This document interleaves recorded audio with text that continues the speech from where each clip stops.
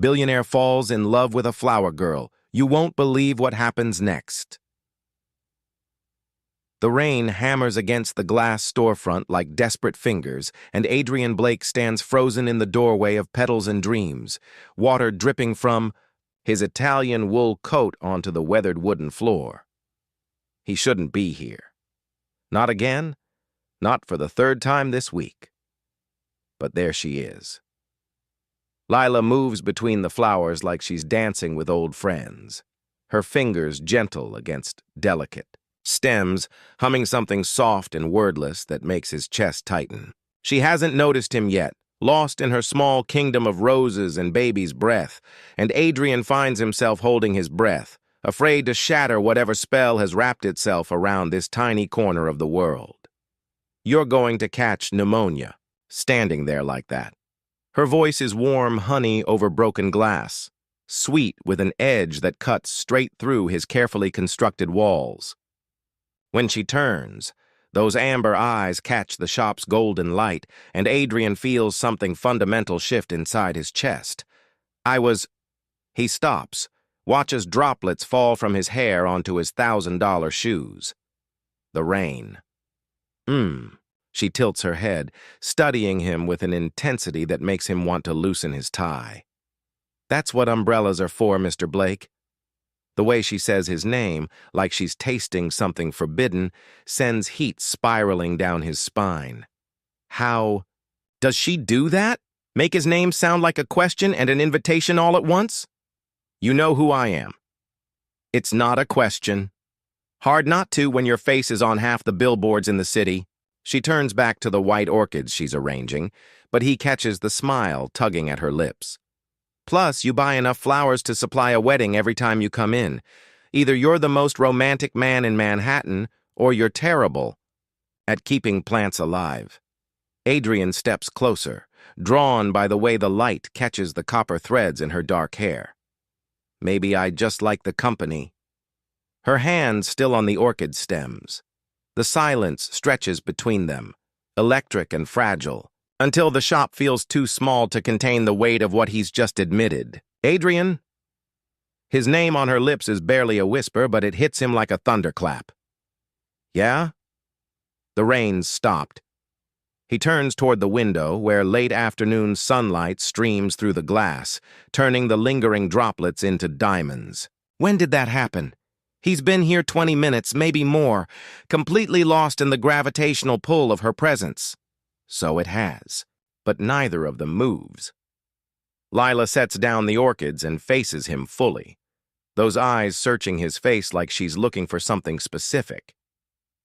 Why do you keep coming here? The honest answer sits heavy on his tongue.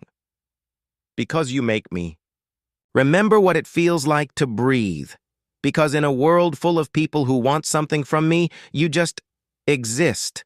Because I'm falling for a woman who doesn't even know I exist outside of this flower shop, and it's terrifying and beautiful, and I can't stop. Instead, he says, "Your flowers are beautiful." No, they're not. She steps closer, close enough that he can smell her perfume, something soft and floral that makes him think of spring mornings and promises. I mean, they are, but that's not why you're here. Adrian's throat goes dry. She's right, of course. But admitting it means crossing a line he's not sure he's ready for. Lila, tell me something true, Adrian Blake. The challenge in her voice makes his pulse jump. She's testing him, seeing if he's just another wealthy man looking for a pretty distraction, or if there's something real beneath the expensive suits and calculated charm. I think about you. The words spill out before he can stop them.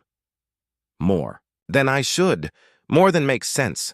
Her breath catches, barely audible, but he hears it. Sees the way her pupils dilate, the way her fingers curl against her palms like she's fighting not to reach for him. The shop door chimes as someone pushes inside, shattering the moment like glass against stone. An elderly woman shakes. Rain from her umbrella, apologizing for dripping on the floor, and the spell breaks. Lila steps back, professional smile sliding into place, but her eyes stay on Adrian's face. Mrs. Chen, your usual roses? Adrian watches her transform, becoming the perfect shopkeeper, helpful and bright. But he can still see it.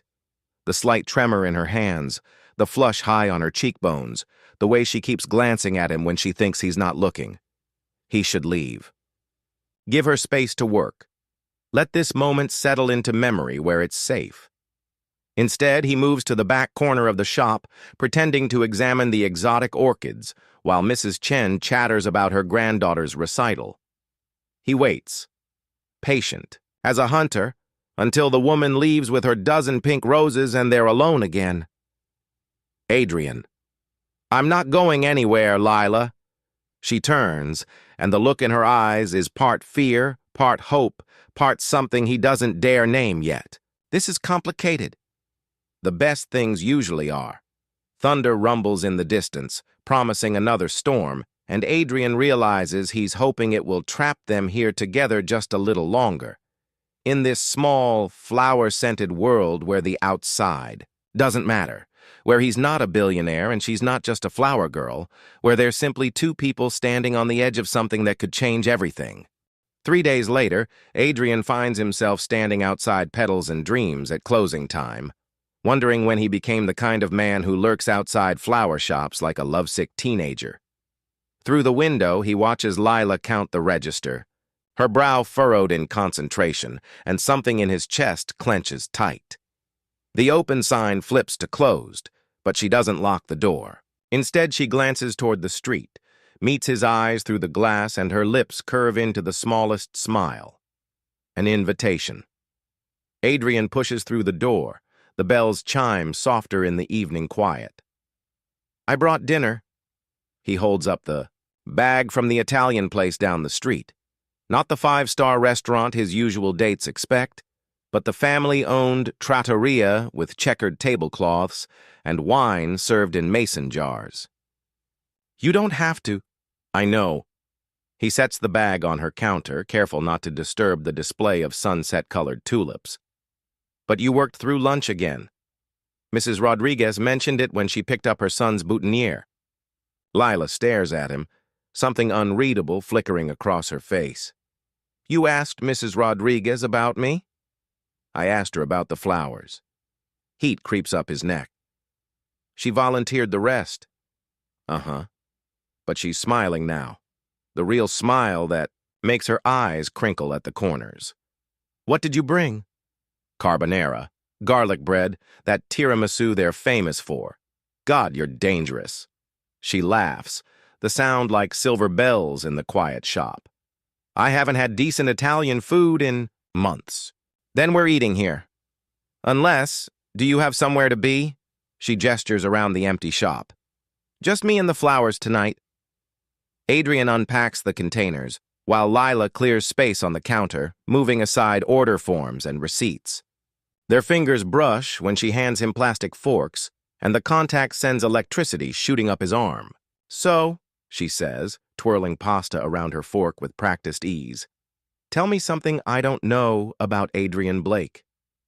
Like what? Something real. Not the Forbes magazine version. He considers this, watching the way candlelight from the shop's display candles plays across her skin. I hate board meetings. Everyone hates board meetings. No, I mean I hate them. Sitting in those glass conference rooms listening to men in expensive suits talk about profit margins and market penetration like they're discussing the weather. He spears a piece of garlic bread. Sometimes I feel like I'm suffocating. Lila goes still. Then why do it? Because it's what I'm supposed to do. Blake Industries has been in my family for 3 generations.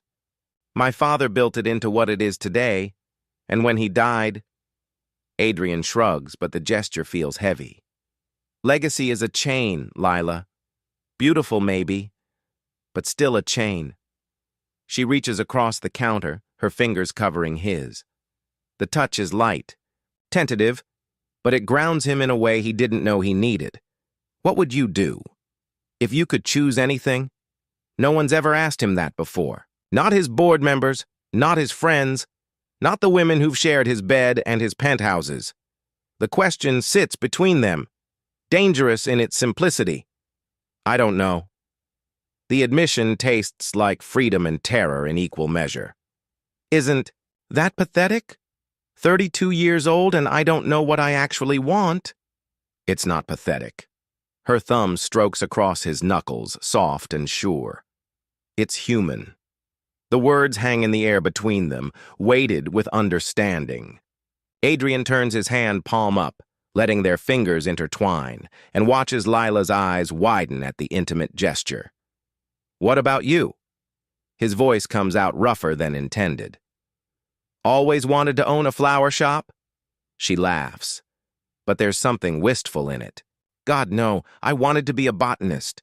Study rare orchids in Costa Rica, maybe work for the Smithsonian. She gestures around the small shop. This was supposed to be temporary, just until I saved enough for graduate school.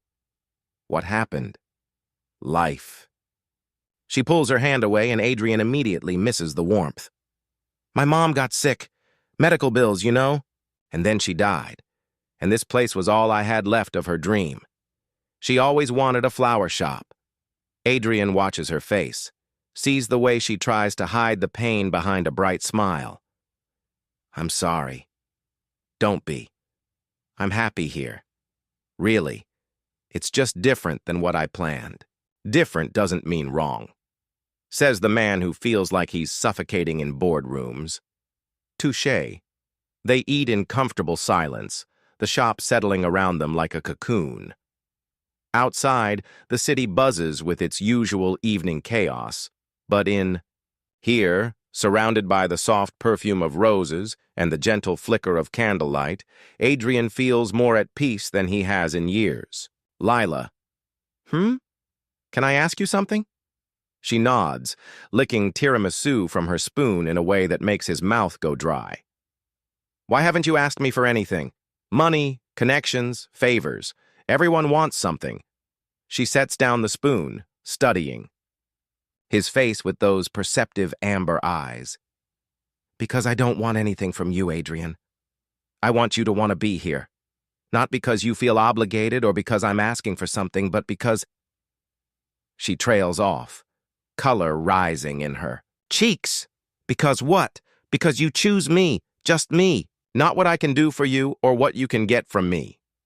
She stands, starting to clear the empty containers. Crazy concept, right? Adrian catches her wrist as she reaches for his plate, his thumb finding the rapid pulse at her wrist. Lila. Yeah? I do choose you. The words settle between them like a promise, and Adrian watches her breath catch, sees the way her lips part slightly. They're standing so close now he can count the gold flecks in her eyes, can feel the warmth radiating from her skin. Adrian. His name is barely a whisper. Tell me to stop, and I will. Instead, she steps closer, eliminating the last inch of space between them. Her hand comes up to rest against his chest, right over his heart, and Adrian wonders if she can feel how hard. It's beating. I've never... She stops, shakes her head. Men like you don't usually notice women like me. Men like me are idiots. She laughs, the sound soft and breathless, and Adrian feels like he's standing on the edge of a cliff, ready to jump. Lila. His hand comes up to cup her face, thumb stroking across her cheekbone. You're the most beautiful thing I've ever seen. Her eyes flutter closed, and she leans into his touch like a flower turning toward the sun. Adrian, The shop phone rings shrill and demanding in the quiet space. Lila jerks back like she's been burned, the spell shattered once again. She reaches for the phone with shaking hands. Petals and Dreams, we're closed, but... Oh. Hi, Mrs. Patterson. Yes, I can have those ready by morning. Adrian watches, her transform back into the professional florist, but he can see the tension in her shoulders, the way her free hand trembles as she writes down the order. When she hangs up, she doesn't meet his eyes. I should go, he says quietly. Yeah, probably, but neither of them moves. The air between them still crackles with unfinished business, with words unsaid and touches interrupted. Lila. He waits until she looks at him. This isn't over. She nods, her teeth worrying her bottom lip. I know. Adrian reaches for his coat, then stops at the door. Tomorrow? Tomorrow. It's a promise and a prayer, and the most beautiful word he's ever heard. Rain streaks the windows of Adrian's penthouse office, 30 floors above the city that never sleeps. But he's not looking at the view tonight. Instead, he's staring at the small potted orchid on his desk, a gift from Lila that somehow survived. 2 weeks under his notoriously black thumb, his phone buzzes. A text. Shop flooded. Water main break on the corner. I'm here trying to save what I can. Adrian doesn't think. He's in the elevator, loosening his tie before his rational mind can intervene. 20 minutes later, he's standing in ankle-deep water. Outside Petals and Dreams, watching Lila through the window as she frantically moves flowers to higher shelves. The door is propped open, water flowing out onto the sidewalk. Adrian rolls up his sleeves and wades in. What are you doing here? Lila looks up from the roses she's trying to salvage, her hair escaping its ponytail in damp tendrils. Helping? Adrian, you don't have to. Your suit is just a suit. He reaches for a bucket of lilies. Tell me what you need. For a moment, she just stares at him. Then something shifts in her expression, walls coming down brick by brick. The orchids first. They're the most delicate. They work in synchronous silence, moving stock to the back room where the floor is higher, salvaging what they can. Adrian has never done manual labor in his life, but there's something deeply satisfying about the simple act of helping, of being useful in a way that has nothing to do with stock prices or board meetings. The insurance will cover most of this, Lila says, though her voice wavers slightly. It'll be okay. Lila. Adrian stops what he's doing, watching her face. It's okay to be scared. I can't be scared. She lifts another bucket of flowers, her movements sharp and controlled. This place is all I have. If I lose it, you won't lose it. You don't know that. Then I'll help you rebuild it. The words slip out before he can stop them, and Lila goes very still. The bucket in her hands trembles, water sloshing. Why would you do that? Adrian wades across the flooded shop, stopping directly in front of her. Water drips from his rolled-up sleeves, and his Italian leather shoes are probably ruined, but none of that matters. Nothing matters except the way she's looking at him, like he's something precious and fragile and impossible. Because I'm falling in love with you.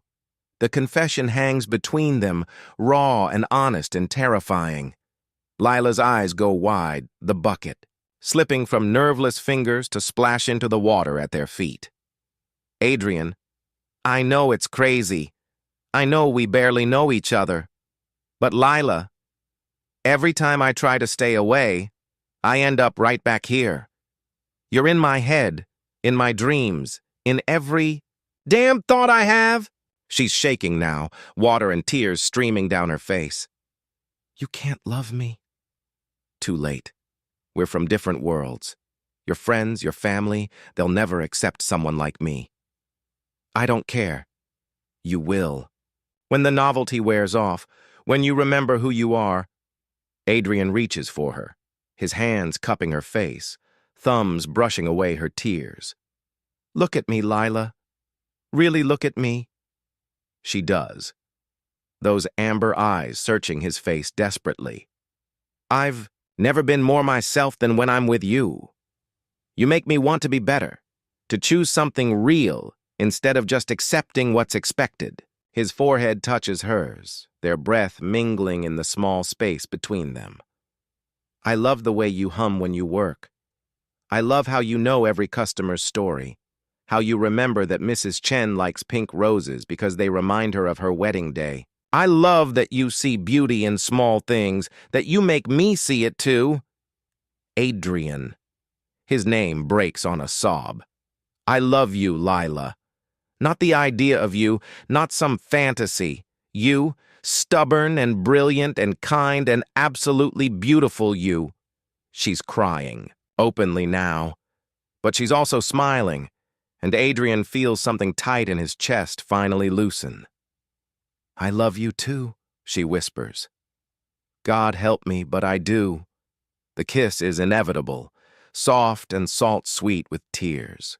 Adrian has kissed dozens of women, but nothing has ever felt like this. Like coming home, like finding a missing piece of himself he didn't know was gone.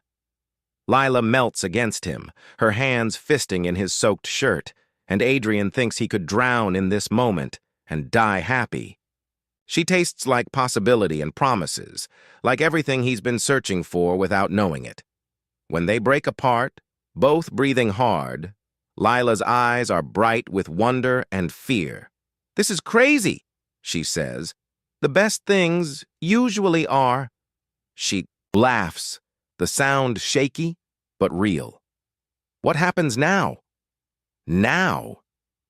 Adrian looks around the flooded shop at the damage that somehow led to this moment. Now we clean up. Together. And then he kisses her again, soft and sure. Then we figure it out as we go. They work until dawn, saving what they can, mourning what they can't.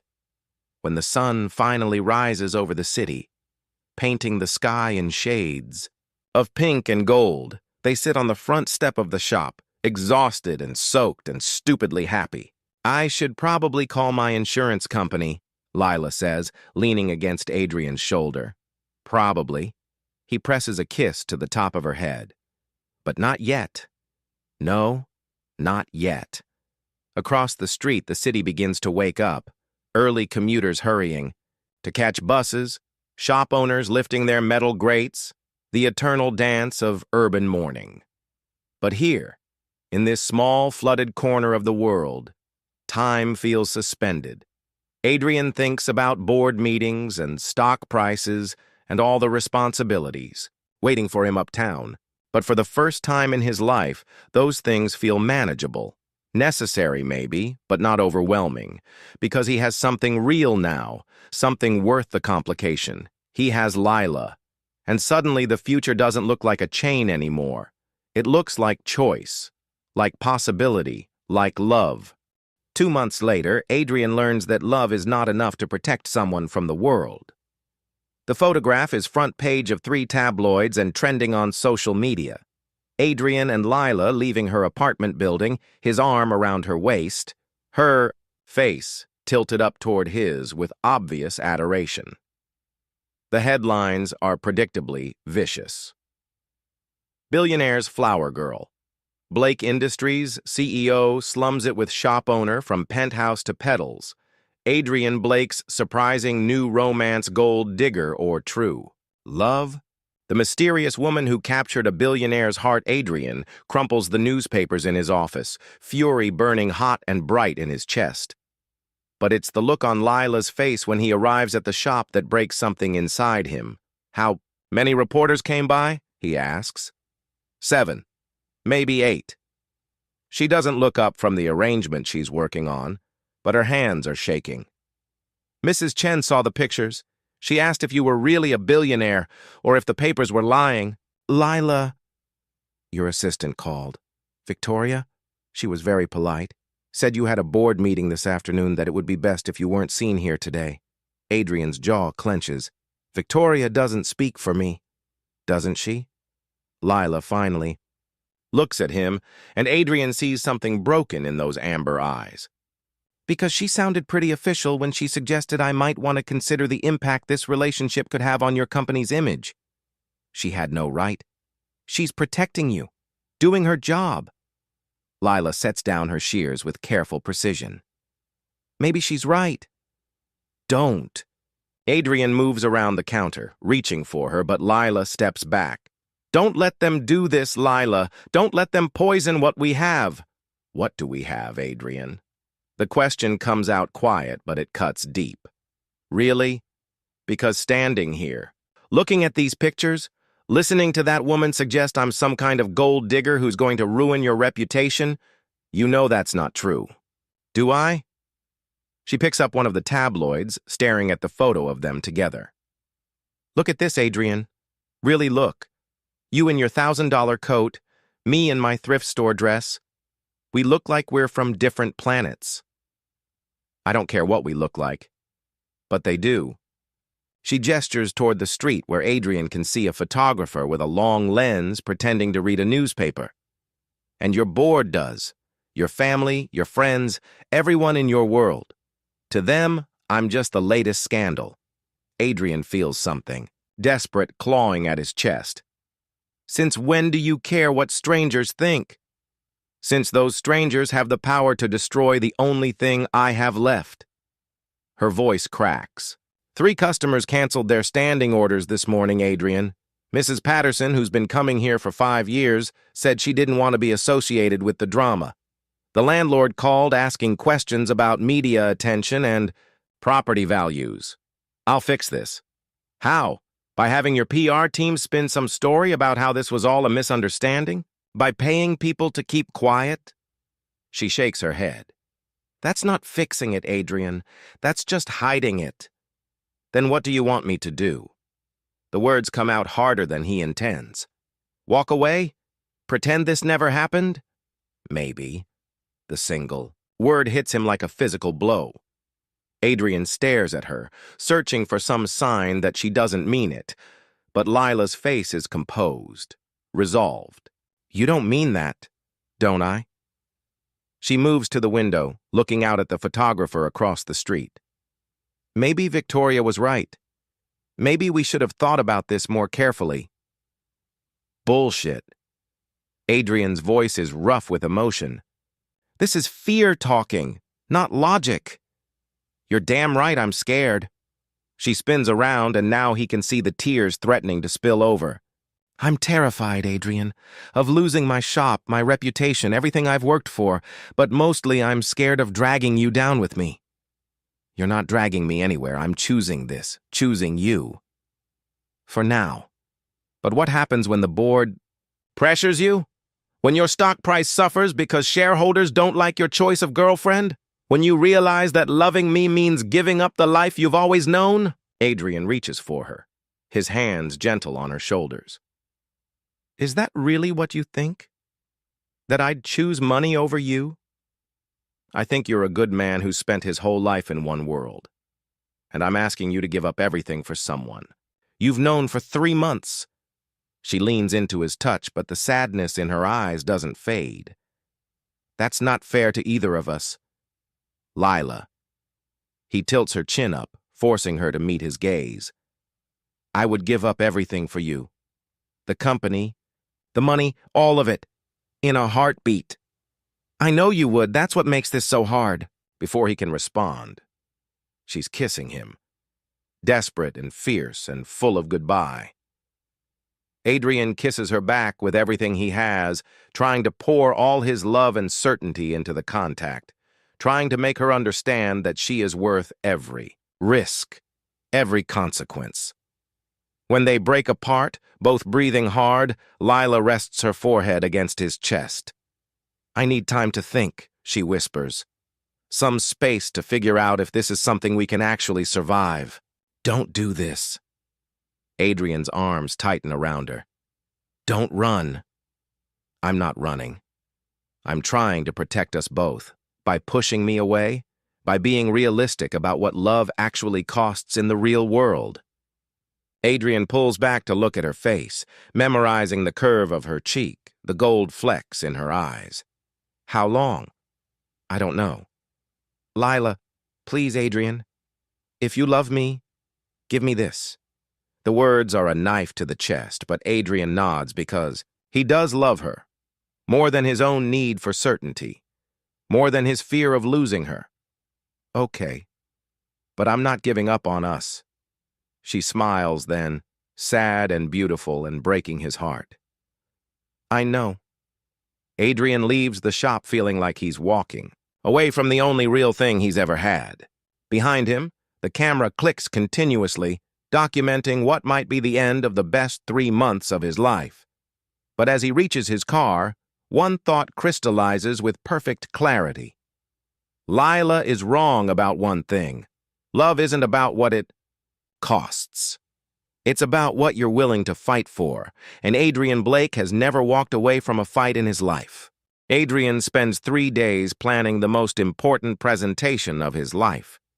Not for investors or board members, but for a woman who thinks loving him means choosing between her heart and her world. He's going to prove her wrong. The Blake Industries boardroom has never seen anything like the scene Adrian orchestrates.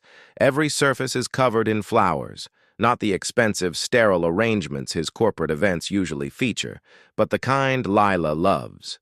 Wildflowers and baby's breath, garden roses in soft pastels, sprigs of eucalyptus that fill the air with their gentle fragrance.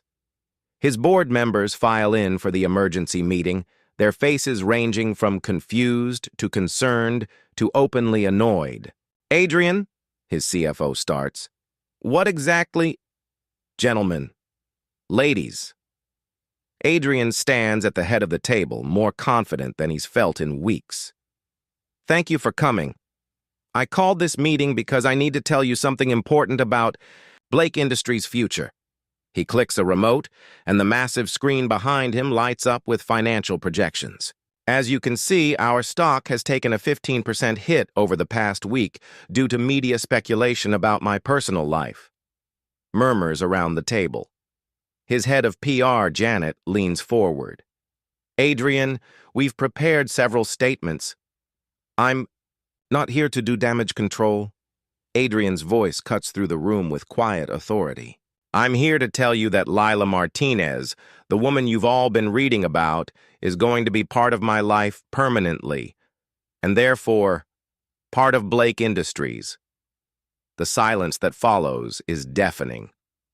"Son," his father's oldest friend, and current board chair speaks up, "perhaps you should consider—" "I've considered everything." Adrian clicks to the next slide.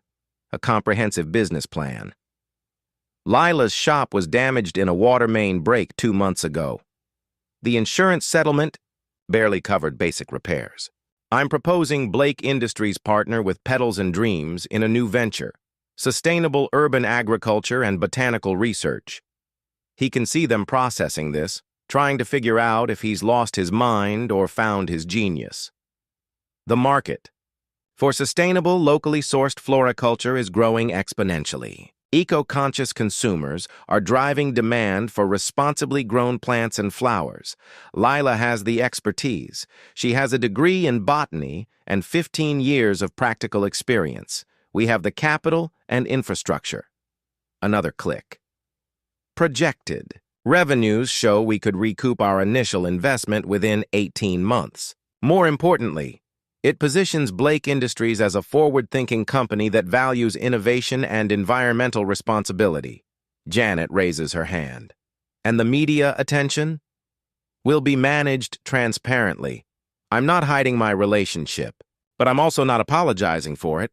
Lila Martinez is the most genuine, hard-working, brilliant woman I've ever met. If our shareholders have a problem with that, they're welcome to invest elsewhere."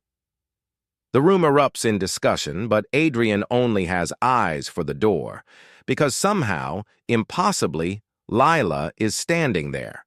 She's wearing a simple blue dress that brings out her eyes, her hair falling in soft waves around her shoulders. She looks nervous but determined, clutching a newspaper in her hands. "I'm sorry to interrupt," she says, her voice carrying across the room. "But I need to speak with Mr. Blake." Adrian's heart stops. She's here. Somehow she's here. "The meeting can wait," he says, already moving toward her. "No." Lila steps into the room, addressing the entire board. "Actually, this concerns all of you." She walks to the front of the room with the grace of someone who's decided to stop, running from her own power. Adrian watches mesmerized as she places the newspaper on the conference table. "I'm sure you've all seen this," she says, indicating the headline, "Mystery Woman's Secret Revealed. Flower Shop Owner Consulted on Blake Industries Crisis." The article suggests I've been some kind of corporate spy, feeding Mr. Blake insider information about his own company. Adrian's blood runs cold. This is news to him. The truth is simpler than that. Lila looks directly at Adrian, love and apology clear in her eyes. 3 months ago, a man came into my shop, obviously upset, talking about impossible choices and family expectations. He never told me his name, never mentioned his company. He just bought flowers and asked me what I thought about duty versus happiness. The room is dead silent now. I told him that sometimes the most courageous thing you can do is disappoint people who expect you to be someone you're not. That maybe the people who truly love you want you to be happy more than they want you to be perfect. Adrian remembers that conversation, remembers the way her words had shifted something fundamental in how he approached the hostile takeover attempt his company had been facing. Apparently, Lila continues, that advice helped him find a creative solution to a business problem. The board voted to pursue a merger instead of fighting the takeover, and Blake Industries came out stronger than before. She turns to face the board. I didn't know I was talking to Adrian Blake. I thought I was just talking to a man who looked like he'd forgotten how to breathe. Adrian's chest tightens with emotion, so intense it's hard to stay upright. But I know who he is now, and I'm here to tell you that your CEO is the most honorable man I've ever met. He spent weeks trying to protect my reputation at the expense of his own. He's proposed business partnerships and made public statements and probably had dozens of conversations like this one, all because he refuses to be ashamed of loving someone the world thinks isn't good enough for him. Lila's voice grows stronger, more confident. Well, I'm done hiding too. Adrian Blake chose me, and I choose him. Not his money, not his status, but him. The man who shows up when my shop floods, who listens to my stories about difficult customers, who makes me believe I deserve to be loved completely and without reservation. She turns back to Adrian, and the love in her eyes takes his breath away. I'm here to accept your partnership proposal, Mr. Blake, both the business one and the personal one. If the offer still stands. Adrian crosses the room in 3 strides, cupping her face in his hands. The offer will always stand. Their kiss is soft and sure and full of promises, and Adrian doesn't care that his entire board is watching. Let them see. Let the world see. This is love. Real, imperfect, complicated, beautiful love. When they break apart, Lila is smiling through tears. I love you, Adrian Blake. I love you too. He brushes a tear from her cheek. But how did you... The newspaper article. Victoria called this morning. Your assistant? She said you'd been working on some kind of grand gesture and might need backup. Lila laughs. Apparently she thinks you're an idiot for not telling me about the advice I'd accidentally given you, but she also said I was an idiot if I let you go. Adrian makes a mental note to give Victoria the biggest raise in company history. So, Lila says, looking around the flower-filled boardroom, are we doing this? We're doing this. 6 months later, Petals and Dreams Sustainable Agriculture is the most successful.